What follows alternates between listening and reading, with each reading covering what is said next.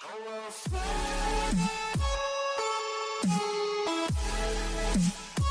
everyone, it's Aliee Kat, and today I'm going to be talking about, or reviewing, the Ghost Tree book by Christina Henry that I read.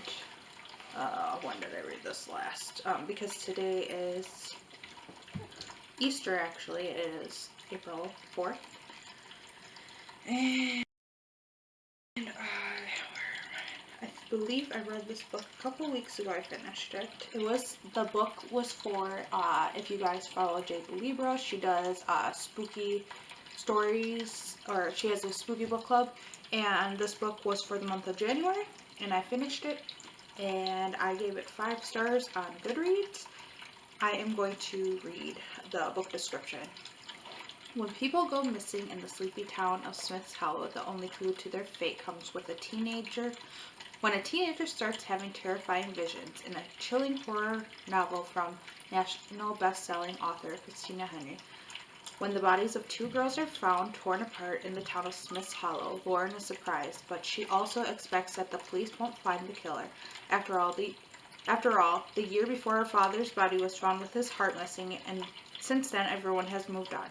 Even her best friend Miranda has become more interested in boys and spending time at the old ghost tree, the way they used to when they were kids. So when Lauren has a vision of a monster dragging the remains of the girls through the woods, she knows she can't just do nothing, like the rest of her town.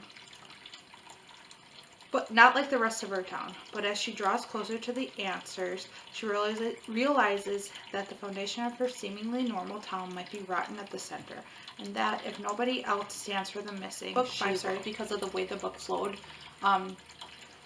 The book starts off with every chapter, which is one thing I didn't like, but I did like. Every chapter starts with a different character. So it will let you know, like, from the beginning, like, a couple sentences and, like, who is speaking or what's happening or whatnot. So it starts off with Lauren as a main character, and then it goes to Miranda, and then it goes to Lauren's mom, and so on and so forth. There are things in the book that I really enjoyed. So I really like the horror aspect, the supernatural, the killing and whatever. The ending of the book wasn't the greatest, but it also left me wanting to read more. This is just one book, a one read. I don't think there's a second book.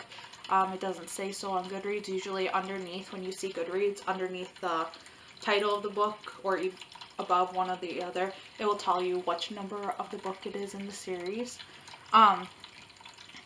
But I enjoyed the way the book flowed with each character. I liked the differences of point of views with the characters and how everything was happening.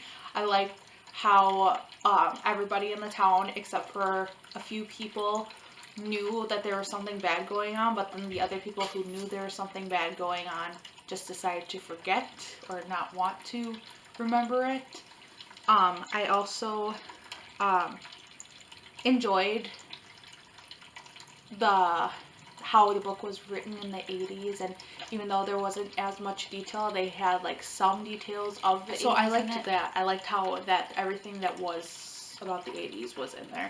I also liked the romance style that was in there. I liked how the girls, they were 14 years old, and it was summertime, and they were like just being teenagers or exploring, or they were going through one of them was going through the maturity, which would be Miranda, and the other one, the liking boys, and the other one was kind of like, I want to be a kid still, but I know I'm like getting into like puberty and whatnot.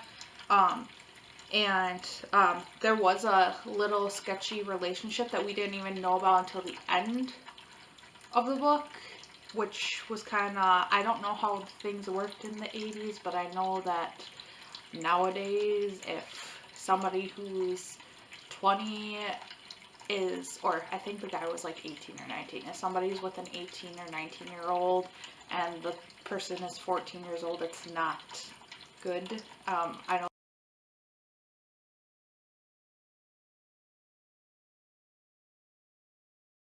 There's like a Romeo and Juliet law in some states, but I still think 14 is way too young to be with an 18-year-old. Yeah, so otherwise, I enjoyed the book.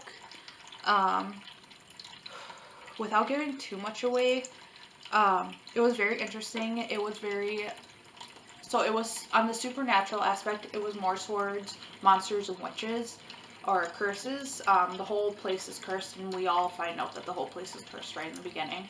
And we find out that there's a family of witches that used to live there, and there's a whole storyline behind why people are forgetting, based off the curse, and why only certain people are remembering, and why people are always drawn back to having to come back to the town.